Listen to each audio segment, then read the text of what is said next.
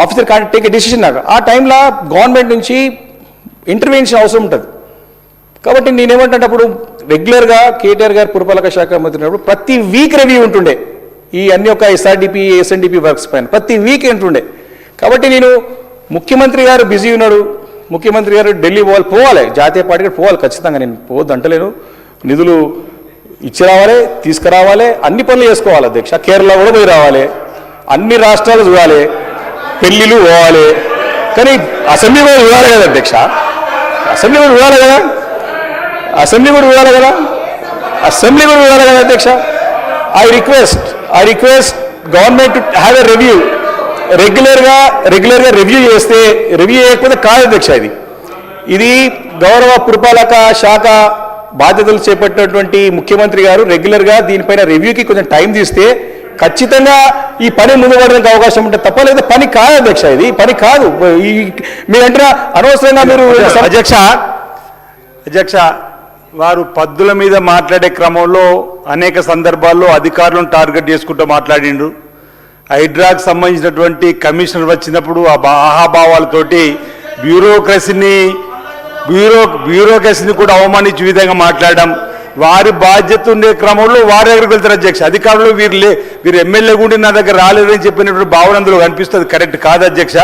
హైడ్రాకు సంబంధించినటువంటి ఈ అంశంలో ప్రజలందరూ కూడా ఇప్పుడిప్పుడు హర్షిస్తున్న వేళ, ఆ రోజు బాధపడ్డరేమో హైడ్రా వల్ల, కానీ ఇప్పుడు హైడ్రా వల్ల జరుగుతున్నటువంటి అభివృద్ధిని చూసి స్వాగతిస్తున్న వేళ వాళ్ళకి ఆ అభివృద్ధి కనిపించకుండా మాట్లాడుతున్న తీరులు హైడ్రా కమిషన్ తప్పుపట్టే విధంగా మాట్లాడాన్ని తప్పుపట్టే ప్రయత్నం చేసినా కానీ అప్పుడు చేస్తే బాగుండే, ప్రతిసారి సందర్భంలో అడ్డు వస్తుందని చెప్పంటే ఆయనం.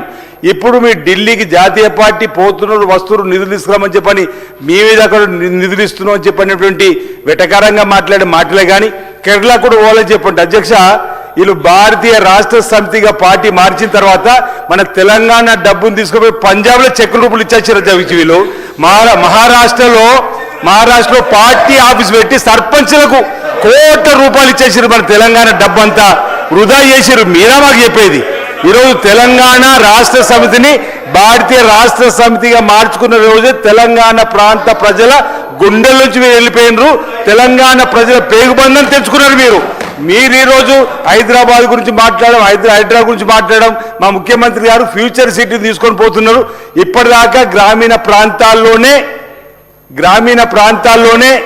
ఈరోజు మా పట్టు కోల్పోయినాం, పట్టణ ప్రాంతాల్లో మాకు పట్టు ఉండే, ఈ పట్టణ ప్రాంతాల్లో కూడా ఈ హైడ్రా వల్ల, ఈ ఫ్యూచర్ సిటీ వల్ల ఈ పట్టణంలో ఎమ్మెల్యేలు కూడా ఎవరు గెలవని చెప్పినటువంటి భయంతో మాట్లాడుతున్నట్టు కనిపిస్తుంది తప్ప ఎవరు కాదు.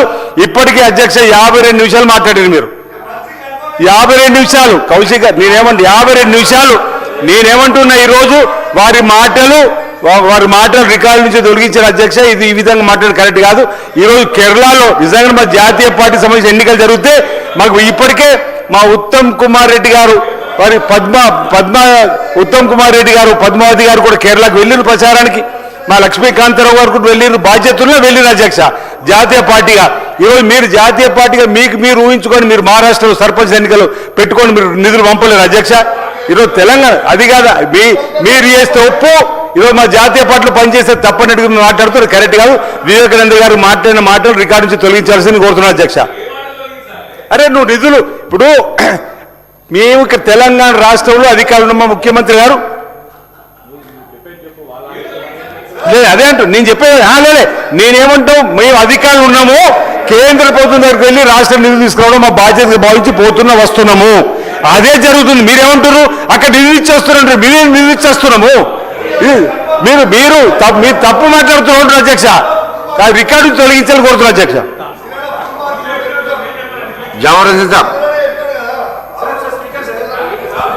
एक घंटा होगा सर, कंप्लीट करिए 2 मिनट में honourable panel of speaker please 2 minute में कंप्लीट करिए 15 मिनट्स प्लीज 2 मिनट सर. నేను ఇలాంటి కాంట్రవర్సీ బోదలుచుకోలేదు అధ్యక్ష, ఇలాంటి కాంట్రవర్సీ బోదలుచుకోలేదు అధ్యక్ష. నేను అన్ని కూడా 1,50,00,000 జనాభాకు సంబంధించి మా బాధ కాబట్టి చలన చేస్తాం అధ్యక్ష, వేరేది ఏం లేదు అధ్యక్ష. మీరు ఇంతకుముందు చెప్పినట్టుగా కొన్ని ముఖ్యమైన అంశాలు, ఇప్పుడు ఈ యొక్క ట్రాఫిక్ సమస్య గురించి కూడా చాలా ప్రధానంగా పెరిగిపోతుంది అధ్యక్ష. ఇది ఇంపార్టెంట్ ఇష్యూ.